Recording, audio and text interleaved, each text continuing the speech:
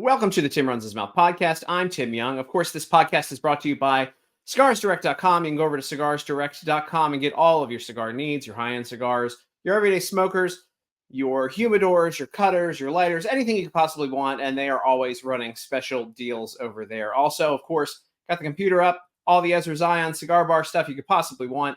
Always go check out Ezra Zion Cigars and Nomad Cigars to see the latest products that they have. Always super limited stuff there. Always great stuff as well. Let's get right into the podcast today. I want to start with the results of the Iowa caucus this week. Of course, Donald Trump nearly doubling. In fact, I think he was only about 600 votes away from doubling Ron DeSantis's vote count. He gets 20 of the 40 delegates from the state of Iowa. If you go down here, though, and we'll get into all the news, I think the big shocker to me is a candidate called Ryan Binkley. Ryan Binkley. Now, I've never heard of Ryan Binkley before. Apparently, he's a local guy here in Texas. But he got 0.7% of the vote. He beat out Asa Hutchinson, who dropped out of the race. He beat out Chris Christie, who was already dropped out of the race. And more importantly, he also beat out Other. So, of course, all the critical things there. But I wanted to dig in a little bit because I'm going to learn with you. I learned a little bit about him. I think he owns RyanBinkley.com. Let's hope that he does, because that's where we're going to go next here, is checking out RyanBinkley.com. I believe. There he is. Look at this. You can donate $1 to Ryan Binkley. And I don't know much about Ryan Binkley. But let's I'm not completing a donation. Is that all you can do, is just donate to Ryan Well, let's see if we can learn more about. I thought that we'd be able to go to RyanBinkley.com and learn about the candidate, but apparently not. So here we go. Binkley for president. Binkley 2024. See, you know, sometimes this works out, and sometimes it doesn't. Binkley 2024. I want to know more about Ryan Binkley. I want to have this guy on the show at some point. I want to sit down with Ryan Binkley. He's the president and CEO of Generational Group located in Richardson, Texas. So he is a local guy, 300 employees. Generational focuses on business consultancy, M&A, and wealth advisory for business owners throughout North America. Interesting to me, this Ryan Binkley, that he's still hanging in there. Everybody else is dropping out, but not Ryan Binkley, who, how many total votes did he get? 774 total votes. So that guy, I mean, look, that's more people than I could probably get to vote for me for president. I don't know. Actually, I probably get more. But look, I can't fault Ryan Binkley. He's pulling it out. That guy is pulling it out. And, good for him. I don't even know what to say. Ryan Binkley. I want to know more. I want to see how long he stays in this race. Maybe he's the dark horse. Maybe he wins South Carolina. What do you think? No. So Vivek Ramaswamy, of course, coming in fourth last night. And we're going to play this clip. He actually dropped out of the race and endorsed Trump immediately. Kind of saw that coming. Kind of thought he was part of the Trump campaign to begin with, to be honest with you. Here he is last night, retiring from his political campaign, his presidential campaign, and endorsing Trump. And I'm also making the decision that this has to be an America First candidate in that White House. As I've said since the beginning, there are two America First candidates in this race. And earlier tonight, I called Donald Trump to tell him that I congratulated him on his victory. And now going forward, he will have my full endorsement for the presidency. And I think we're going to do the right thing for this country. So he did not just finish his campaign there in Iowa. He flew into New Hampshire and shared the stage with Donald Trump directly after that. So here he is. You know why we're here with RSBN, because I think it's the only people who are covering it. We're going to get to a reason why nobody else was covering it in a bit, especially MSNBC. But here he is giving a glowing endorsement. He stops being blurry in a second to Donald Trump in New Hampshire. You know this man. You know why we're here. Patriots across the state. We are in the middle of a war in this country. That's what this is. It's not a war between black and white. It's not between Democrat and Republican, even in a deeper sense. It's between the permanent state and the everyday citizen. Between those of us who love the United States of America and a fringe minority who hates this country and what we stand for. And right now we need a commander-in-chief who will lead us to victory in this war. That's what we need in this country. By the way, this is kind of interrupted because back and forth, for some reason, their camera keeps going blurry. It's not my computer. It's not the actual clip. It is the camera. I don't know what was going on there. Maybe they had autofocus on, but yeah, let's go back to this clip. Again, I don't know why Ramaswamy was blurry at points here, other than somebody's like screwing around with the camera. You got to know you're in a war to win one. You can't win one if you're asleep at the switch, have your head stuck in the sand like most Republicans. And I think that's going to require somebody who isn't bought and paid for, a businessman, not a politician. Anybody heard of that? And that's why I was in this race, but I'll tell you, the people of Iowa spoke loud and clear last night, and I'm a big believer that we, the people, create a government that is accountable to us, not the other way around.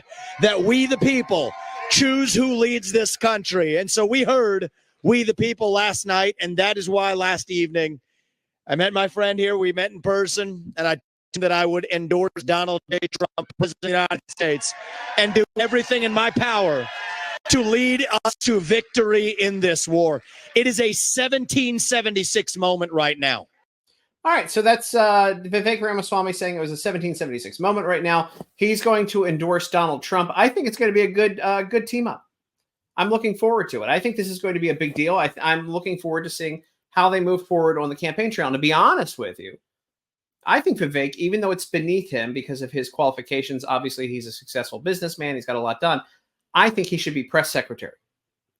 Here's a guy who has successfully handled the media better than just about any other candidate right now, any other Republican representative right now in the business.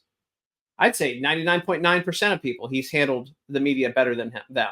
Now, I think he ends up being a secretary of labor or education or transportation or something that maybe health, because he worked in the medical field as well with his biotech company and investments. So like, I don't know where he ends up, but I think this guy would be one hell of a press secretary. Again, the way that he handled the media over and over and over again, when they would have gotcha questions for him, when they would set him up with lots of stuff, he was there. He was taking care of it. He took no nonsense from anyone. I think he'd be one hell of a press secretary. Although it's kind of like become, to me, it seems like they've made press secretaries a female position as of late, since Sean Spicer and what's his name? Scaramucci. Remember Scaramucci? He was in there for a whole 11 days. Well, but yeah, no, ever since then, and we had Sarah Huckabee Sanders, who was excellent. We had Kayleigh McEnany, who was excellent. I just think, man, Vivek Ramaswamy, I think that's your guy. I really do. I think he'd be the right person for that job, but we will see where things go and how they shake out as we go down the line here in the coming weeks and months. And of course, he's got to win the election first before we go start naming press secretaries. All right. So last night, one of the stations that shockingly lost their minds, or not shockingly lost their minds, was MSNBC. And Joy Reid probably went on one of the most racist tirades I've heard in a long time. Here she is blaming white Christians for the loss in Iowa. I feel like the important sort of data point, and you know, Steve talks about it a lot. He's going to probably talk about it a little more tonight. Is that these are white Christians? That this is a state that is overrepresented by white Christians that are going to participate in these caucuses, yes, especially tonight. Earlier today, reached out to Robbie Jones, from the Public Religion Research Institute, knowing that we were going to talk about Iowa. And this is a hyper evangelical white state. And he said the following to me: Iowa is about 61% white Christian. Could you imagine, by the way, can you imagine any conservative, anybody on the right at all, saying that there's a black state or that there's a AME state or anything like that, or some sort of like blaming race for an election? Could you imagine that at all? Could you imagine the cries of racism that would be out there? Joy Reid is an incredible racist, and she gets away with it over and over and over again. This was no excuse and no different than normal. Here we go. Back into this. The country as a whole is approximately 41% white Christian. And in Iowa, we're talking about evangelical white Christians. And he said the following, because I asked him, what do they get out of supporting Donald Trump? Because he keeps losing, he keeps delivering losses and losses and losses. Has he really kept losing? I don't think he's kept losing. And by the way, if you take a look at Joy Reid's hair, it does look like she is wearing a Donald Trump wig, or at least a tribute wig. Or maybe she scalped a white woman and just kept her hair to put on her head. And he said the following, they see themselves as the rightful inheritors of this country, and Trump has promised to give it back to them. All the things Trump has not promised to give the country to white people. He's promised to make America great again. And I think everyone knows this by now. But MSNBC running with the narrative that he's only trying to give things back to white people. This is insane. This is insane. This is also a person, Joy Reid, again, take a look at her stupid hair there. This is a person, Joy Reid, who at one point claimed that instead of critical race theory, they were teaching critical, what was it? Critical like slave theory in the South. She claimed that they were talking about how slavery was great in the South in all their education systems. She made this claim once. Nobody ever even bothered to debunk it. But that's the kind of stuff that she hustles. By the way, I don't know if she's the top race hustler in the country right now, but she's got to be up there. Again, take a look at that hair. What amazing hair. She either scalped a white woman and kept her hair, or she's doing a tribute to Donald Trump. Things that we think about electability, about, what are people gaming out, or none of that matters when you believe that God has given you this country, that it is yours. God has given us this country.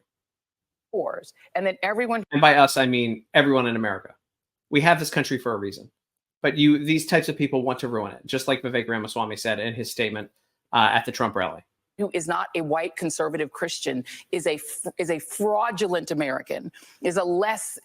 Also, by the way, these people would loop Vivek Ramaswamy in with white people. Same with Asians. They put everybody in with white people that aren't the demographics they like to basically milk for money. A less real American, then you don't care about electability. You care about what God has given. Again, and thanks MRC for that clip. But here's the thing: in the middle of everything that's happening, in the middle of all of this, and claiming that it's white Christians and yada yada yada, and going with this religious thing and pandering to religion, as Joy Reid says, we can't forget that just last week, Joe Biden was shuffled into an AME church where he claimed that he started the civil rights movement. Again, insane. I was talking downstairs. I've spent more time in the Bethel AME Church in Wilmington, Delaware, than I have than most people I know, black or white, have spent in that church. Because that's why I started No, I'm serious. I started a civil rights movement. I used to go. And he to 7:30 mass. He glosses over it. Again, I want you to hear that again. He says he started the civil rights movement in Bethel AME Church in Wilmington, Delaware. I spent in that church. Because that's why I started No, I'm serious. I started a civil rights movement. I'm serious. I started the civil rights movement. Again. Spent in that church. Because that's why I started No, I'm serious. I started a civil rights movement. I used to go to 7:30 mass. So what are we talking about here when she's talking about pandering to white Christians? What is that? What is Biden going to AME churches for? He's claiming literally there and unchallenged that he started the civil rights movement. No, I'm serious. Started the civil rights movement in Wilmington, Delaware, the Bethel AME church there. But no check on that, no balance on that, no outrage on that. Nobody cares. Nobody cares. Nobody on MSNBC cares. And that's where things go. But I mean, if you really take a look at it, you take a look at what's going on in the country right now, you'd understand why someone would believe the lies from MSNBC. Why? Because they believe that Kamala Harris is also good at math. There you go. Cackling her ass off again. Here she is rambling the other day about Gen Z and math, and she just watch. I see our college students at the and let me just tell you, I love Gen Z. I don't know if something, I love Gen Z. How many people were at this event? Like 3? So, okay, for the older adults, this is going to be a humbling thing I'm about to share with you. If someone is 18 years old today, they were born in 2005. Oh yeah, check that out. Think about that for a minute. is she on drugs? I mean, why would you? Number one, who cares about this stupid math? Also, this speech was given in 2024, so they might have also been born in 2006, so the math was off. But what is the cackling about? What is the point of the cackling? What is the point of all of that? She's either incredibly stupid, which I think goes without saying, but also she might be on something. Again, I want you to watch this clip again because it's just so bizarre. Her behavior is bizarre. She usually gives those speeches where it sounds like she's giving a book report where she only read the cover of the book and she's trying to struggle through the rest of the book. But again, she's like wowed by math and just cackling for no reason. I see our college students up there. And let me just tell you, I love Gen Z. I don't know if I love Gen Z. So, okay, for the older adults, this is going to be a humbling thing I'm about to share with you. If someone is 18 years old today, they were born in 2005. Oh, yeah, check that out. Think about that for a minute. Math. Kamala Harris, something's wrong with her. That's it. All right, next up, I want to show you this clip, by the way, if you are in doubt still, because I know there's a lot of people in media who continue to say that Trump could lose New Hampshire to Nikki Haley or anything else along those lines. Again, they're trying to make it seem like there's an actual race here between DeSantis, Haley, and Trump.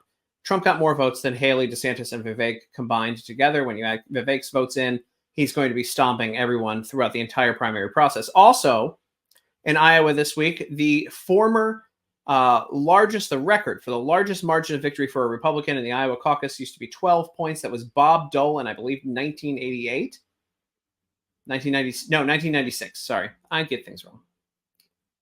12 points. Last night, Trump won by 30, setting a new record. So in case that isn't enough proof that he's going to dominate, check this out. These are people waiting in line in 6 inches of snow, maybe more than that in New Hampshire, from 5 a.m. on just to see Trump.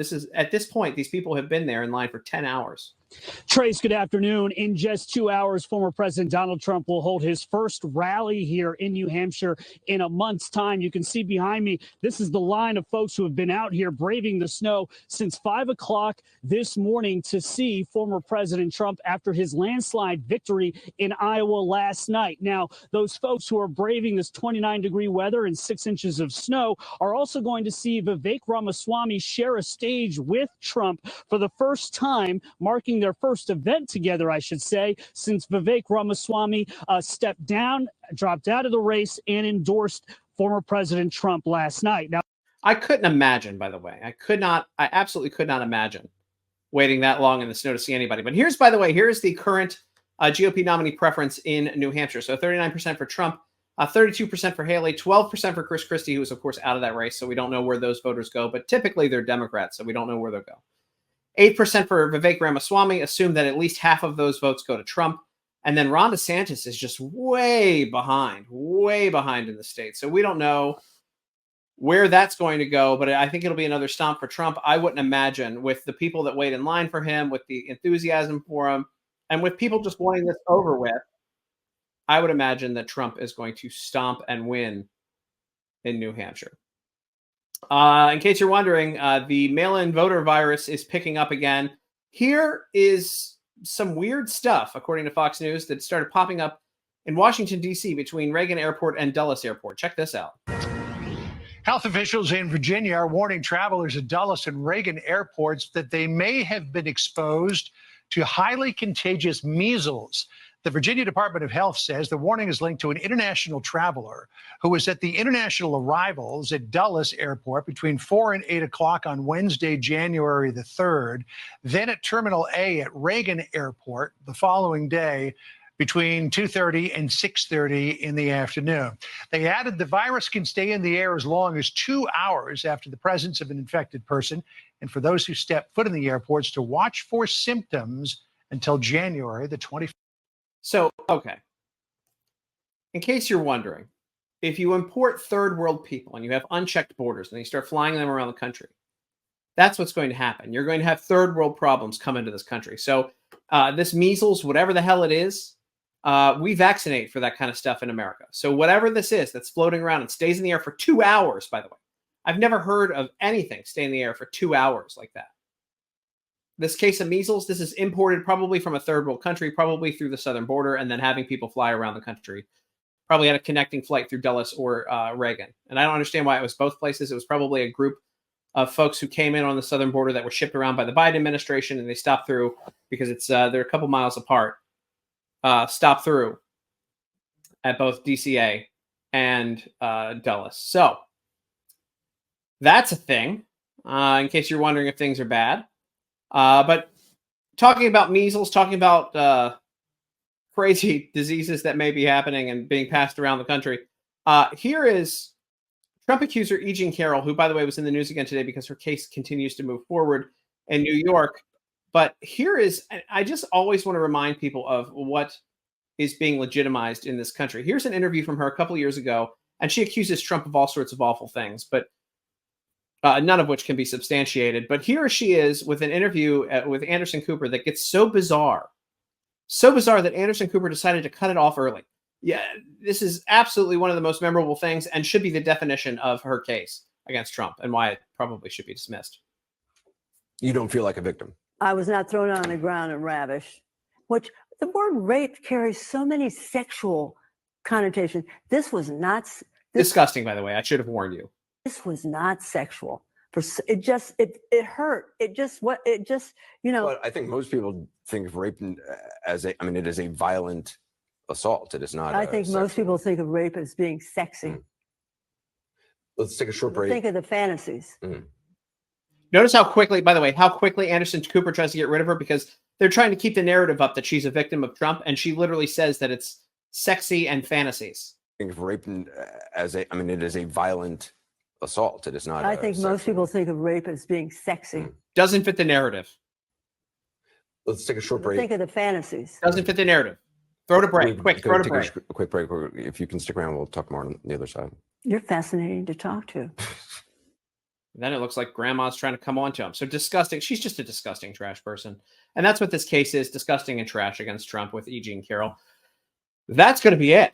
Man, we had to rush through that one, guys. This is going to be a busy week for me. So I wanted to get through all the news, including Trump dominating Iowa, Vivek Ramaswamy supporting Trump, Joy Reid losing her mind, as always. E. Jean Carroll's already crazy.